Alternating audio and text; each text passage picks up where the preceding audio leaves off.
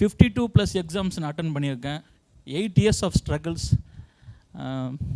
எனக்கு வந்து நான் வந்து நிறைய பர்சனல் இஷ்யூஸால் நான் வந்து கொஞ்சம் ப்ராப்ளம்ஸால் நான் வந்து என்னுடைய ப்ரிப்பரேஷன் வந்து லேக் ஆகிடுச்சு.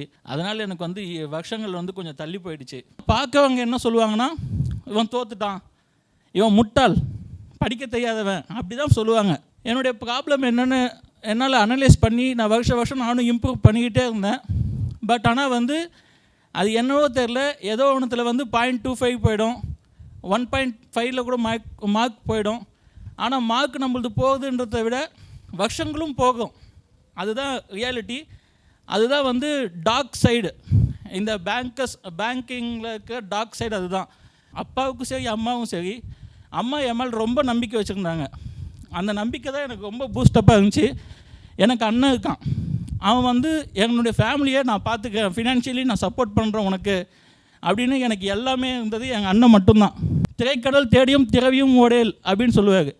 நான் அதை ஃபாலோ பண்ணலைன்னா நான் இப்போ கூட சொல்கிறேன், 0 தான். எல்லாராலையும் முடியும், என்னாலையும் முடியும். நான் இப்போ அடுத்த மீட்டிங்கில் அடுத்த வருஷம் கண்டிப்பாக நான் பிஓவாக வருவேன் சார், கண்டிப்பாக வருவேன்.